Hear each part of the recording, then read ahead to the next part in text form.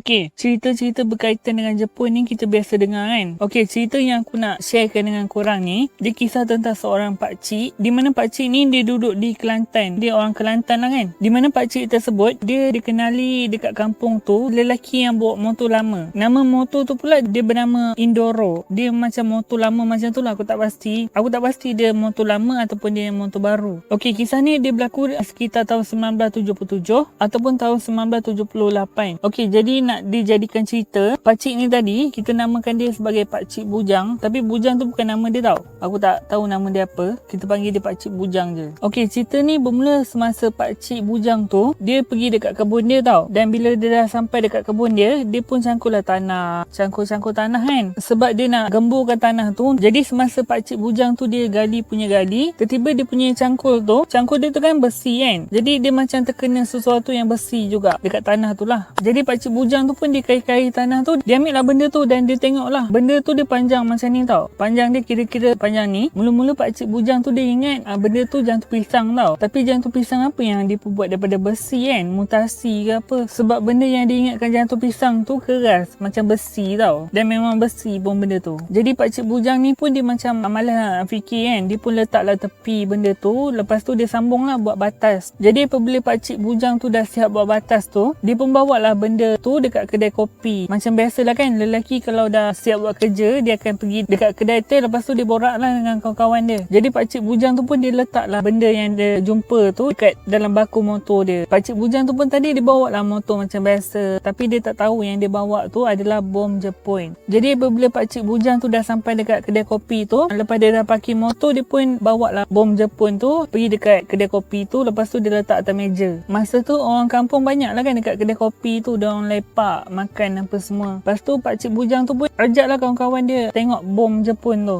Cuba korang datang sini kejap tengok benda ni, panjang semacam je kan. Tapi Pakcik Bujang tu dia guna bahasa Kelantan lah, tapi aku tak faham bahasa Kelantan. Aku faham sikit-sikit tapi aku tak dapat nak cakap bahasa Kelantan, jadi aku cakap bahasa orang Melaka. Jadi pakcik-pakcik ataupun makcik-makcik yang lepak dekat situ, diorang pun datang lah tengok lah benda tu. Tiba-tiba ada satu suara yang kata benda tu adalah bom Jepun. Jadi apabila diorang dah dengar benda tu bom Jepun, diorang pun ambil langkah 1000. Larilah daripada kedai kopi tu sebab takut bom tu meletup. Jadi apabila diorang dah lari tu, diorang pun call lah polis ataupun bomber ke untuk datang untuk hapuskan bom tu lah. Jadi bomber dengan polis pun datang lah dekat kedai kopi tu. Lepas cek memang sah benda tu adalah bom Jepun. Okey, mesti korang pelik kan, macam mana pula bom tu boleh ada kat situ. Okey, sebagaimana kita tahu Jepun ni mula-mula dia datang ke tanah Melayu, dia naik dekat belah Kelantan kan, dekat Kota Baru, dekat Pantai Sabak, Pangkalan Jepa. Okey, sebab apa bom tu ada kat situ? Sebab dekat Pantai Sabak tu ada markas Jepun. Jadi kalau Jepun dah bina markas dia ataupun kubu dia, mestilah ada tentera yang datang kan untuk hapuskan dia punya kubu tu, untuk menghapuskan pertahanan negeri tersebut lah. Di Kelantan ni, dekat pantai-pantai ataupun dekat pulau, kebanyakannya mereka telah jadi satu kubu, tempat untuk menyimpan senjata, macam store ataupun gudang macam tu lah. Dan ada seorang makcik ataupun kakak ni, dia kata di mana rumah dia tak jauh daripada bom tu diletupkan, dalam 300 meter macam tu lah daripada rumah kakak tu ataupun makcik tu. Dan bom tu juga dia telah diletupkan dekat kawasan yang dijumpai tu, dekat sekitar kawasan yang pakcik tu cangkul tu tadi. Polis ataupun bomber yang ditugaskan untuk meletupkan bom tu, dan kakak yang aku cakap tadi, dia kata bom tu kuat sangat sampaikan sepihan bom tu sampai ke 500 meter daripada rumah moyang kakak ni.